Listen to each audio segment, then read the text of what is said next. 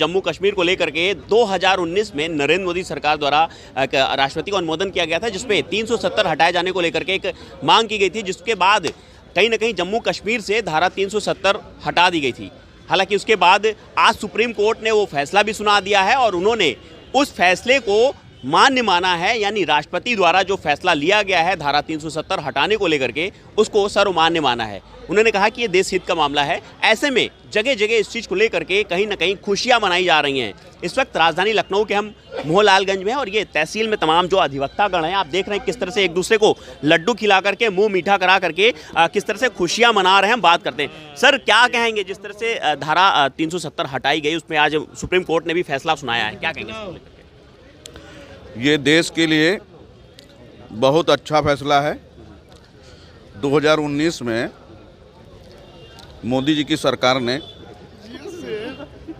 संसद में धारा 370 और 35(1) को हटाने के लिए एक बिल पेश किया था, जो ध्वनिमत से पारित भी हुआ था, जिसमें विपक्ष के कुछ लोग वो उसका विरोध कर रहे थे और उसी बिना पे वो लोग जो है सुप्रीम कोर्ट तक गए, जिस पे आज माननीय सुप्रीम कोर्ट ने भी उस फैसले को सही ठहराया।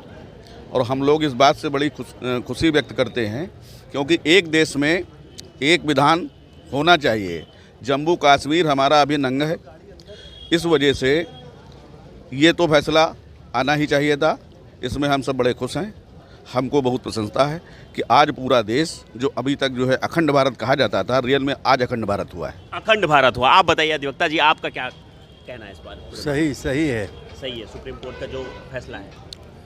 सुप्रीम कोर्ट का फैसला बहुत सही है, क्योंकि ये भारत का अंग है जम्मू कश्मीर, और ये लागू था तो ये भारत के बाहर का माना जाता था राज्य, और भारत के साथ में जम्मू कश्मीर पहले से मिला हुआ है और उस पर सुप्रीम कोर्ट ने मोहर लगाया फैसले से, इसलिए हम लोग बहुत प्रसन्न हैं सुप्रीम कोर्ट। आप बताइए, आपका क्या कहना है सुप्रीम कोर्ट के इस फैसले को लेकर के, जिसमें उन्होंने कह दिया है कि जो राष्ट्रपति का जो फैसला था वो सर्वमान्य है? सबसे पहले तो सुप्रीम कोर्ट के इस फैसले से सभी देशवासियों की तरफ से सुप्रीम कोर्ट को बहुत बधाई, जो उसने कम से कम न्याय संगत और तर्कसंगत फैसला किया है।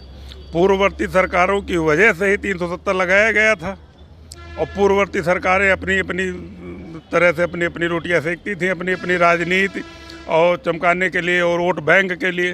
लेकिन वर्तमान सरकार ने जो निर्णय लिया था, तो जाहिर सी बात है कि सुप्रीम कोर्ट ने वर्तमान सरकार की सभी गतिविधियों पे और ख़ास तौर से 370 वाली कार्यप्रणाली पे सुप्रीम मोहर लगा दी है।